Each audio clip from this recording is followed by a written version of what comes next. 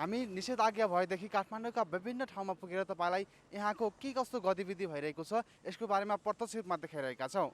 आज हामी यतिखेर ललितपुरको सानेपा चेकपोस्टमा आएका छौँ र यहाँ प्रहरीले कसरी चेक गरिरहेको छ, लकडाउनको आज छैठौँ दिन के कसरी सवारी साधनहरूको कसरी सञ्चालन भइरहेका छन्, कतिको भिडभाड छ, यसको बारेमा तपाईँलाई प्रत्यक्ष रूपमा देखाउँदैछौँ।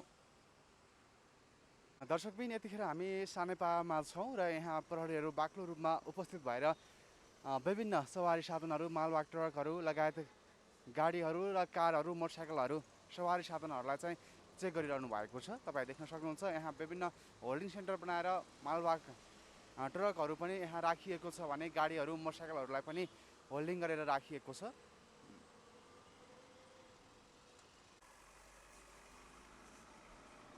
दर्शकबिन यो सानेपा 2 स्थित यहाँ प्रहरीले होल्डिङ गरेर राखेको सवारी साधनहरू तपाईँ देख्न सक्नुहुन्छ।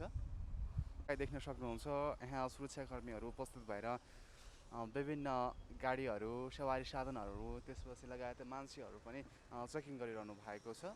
कोभिड-19 भयावह रूपमा फैलिएपछि नेपाल सरकारले गएको वैशाख 16 गतेबाट काठमाडौँ उपत्यकामा निषेधाज्ञा जारी गरेको थियो र आज निषेधाज्ञाको छैठौँ दिन हो। तपाईँ देख्न सक्नुहुन्छ सानेपामा यतिखेर सुरक्षाकर्मीहरू बाक्लो रूपमा उपस्थित भएर चेकजाँच गरिरहनु भएको छ भने यहाँ धेरै लामो सवारी साधनहरूको भिडभाड पनि लागेको छ। यो सबै होल्डिङ गरेर राखिएको सवारी साधन हुन्। तपाईँ देख्न सक्नुहुन्छ।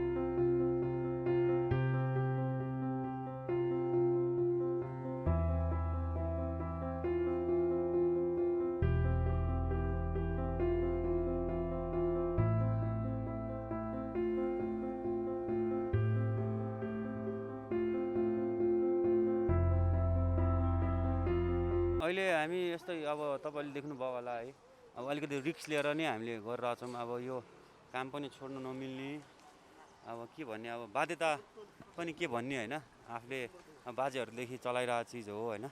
त्यही चिजलाई चाहिँ नियन्त्रण गर्नको लागि मात्र हामीले यो अब कोभिडलाई चाहिँ कोभिडबाट पनि बच्ने, जस हाम्रो बाउबाजेहरूको पनि नाम रहने हिसाबले नै हामीले गरिरहेछौँ। अब जोखिम त अब छ नि, सबैलाई अहिले थाहा भएकै हो। सबैलाई चाहिँ अब अहिले सबैजना त्यसको कारणले घर घर बसिरहेछ होइन। त्यस कारणले पनि अब छ, धेरै नै छ।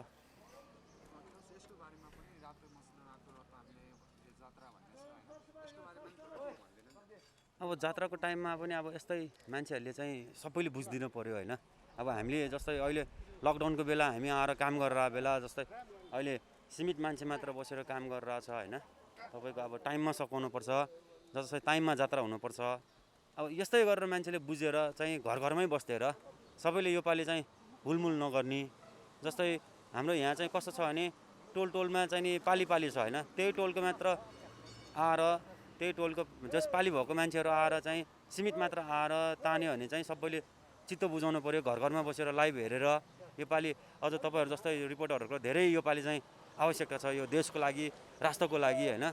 तपाईँहरू जस्तो आइदिनु भयो, तपाईँहरूले जस्तो लाइभ गरिदिनु भयो भने जस्तै घर घरमा बसेर सबैले चाहिँ जात्रा चाहिँ घर घरमा बसेर मनाउँछ क्या। नत्र चाहिँ जस पहिला जस्तो हुलमुल चाहिँ गर्ने चाहिँ अहिले टाइम छैन। सबैले त्यो चाहिँ बुझिदिनु पऱ्यो। जस अहिले सीमित भइरहेको जस्तो यस्तै गरेर जस जात्रा। अब जात्राको विशेषता अब के भन्ने है, अब जात्राको विशेषता भनेको चिज धेरै छ। यसमा कोटाउँदाखेरि त धेरै नै छ, धेरै नै। जात्रा भनेको चाहिँ नि अब एक हिसाबमा हेर्नुहोस्, सबैभन्दा फर्स्ट त जात्रा भनेको कस्तो भने चाहिँ हाम्रो नेवारहरूको चाहिँ सबैभन्दा जात्रा भनेको के भन्छ, एउटा होलिडे हो क्या। एउटा जस अब जस्तै युरोपतिर मान्छेहरू काम गर्छ, अलिकति पैसा भएपछि वर्ल्ड टुर गर्न जान्छ, आफ्नो फ्यामिलीहरूसँग जान्छ होइन, आफ्नो मान्छेहरूसँग जान्छ, मिल्ने साथीहरूसँग जान्छ। त्यस्तै हो क्या हाम्रो पनि। यो जात्रा भनेकै हाम्रो एउटा मिल्ने, जस्तै परिवार आफ्नो मान्छेहरू भयो, त्यसपछि साथीभाइहरू सबैलाई बोलाएर डाकेर एकै ठाउँमा बसेर खाने चिज हो। यही हो जात्रा भनेको, यही हो, रमाइलो मात्र। अब त्यसमा अब विशेषता चाहिँ अब त्यो रातो मछिन्द्रनाथको चाहिँ विशेषता धेरै छ होइन। अब अब जहाँ यो रातो मछिन्द्रनाथ भने मेन अन्नको दाता भन्छ होइन। त्यसको लागि चाहिँ अब जात्रा मनाउँदै आइरहेछ। त्यो मलाई चाहिँ डिटेल चाहिँ थाहा भएन। अब त्यसको डिटेल चाहिँ अब मैले पनि नहेरिकन नपढिकन चाहिँ भन्न सकिनँ है। त्यसको लागि चाहिँ मलाई थाहा भएको अनुसार चाहिँ यो खालि जात्रा भनेको अहिलेको आएर हामीले बुझ्दाखेरि चाहिँ रमाइलो मात्र हो।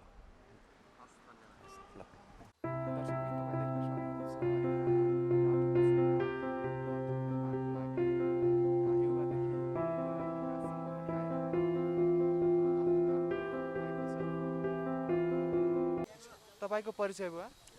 म सूर्यमान डङ्गल, म यहाँवाल पनि हो।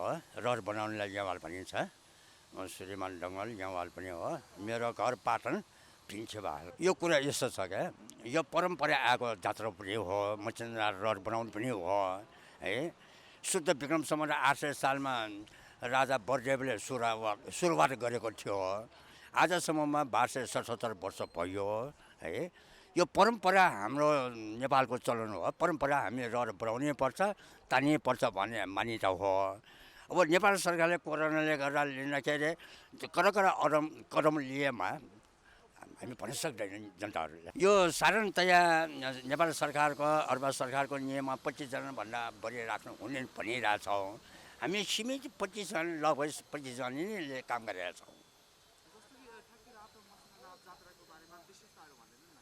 मछिन्द्रनाथको जात्रामा विशेषता के रहेछ भन्दाखेरि अब अलिकति माथिबाट भनौँ, यो हाम्रो नेपालमा अन्न फलेन। अन्न नफलेपछि त्यस बेलामा गुणकाम देव भन्ने राजा थियो। त्यो राजा भक्तपुरमा राजा थियो। राजाका जनताहरू गएर कराउन गएछ, खान पाएन भनेर। राजा भइकन हेर्नुपर्ने हो भनेर चाङ्गो नारायणमा गएछ। चाङ्गो नारायणले के छ भने उसले मकैको बिउ दिइदियो, मकै फलियो पनि। त्यो मकैमाथि हामी कङ्गुली भनिन्छ क्या, धान बालो हुन्छ नि, त्यसमा दुध रहेन, चामल भएन। अनि यही कुरा नारायणले भन्न जाने के अरे तपाईँको मगर देशमा गएर धान बिउ लिन जानु भनेको थियो है। अनि उसले के भन्छ भने म बुढो भइसक्यो, अब के गर्ने भन्ने के अरे म त सक्दैन भन्ने के अरे तपाईँको नातिको पालामा भन्यो। नाति भन्नाले घुनकामदेवको छोरा नरेन्द्रदेवको छोरा बरदेव है। इस्वी सम्म 743 नेपाल सम्म र विक्रम सम्म र 800 शुद्ध 800 सालमा एउटा आइकन रहर बनाएको हो छोटकरीमा भन्नुपर्दा। मनाउन अहिलेसम्म परम्परा चलिरहेछ।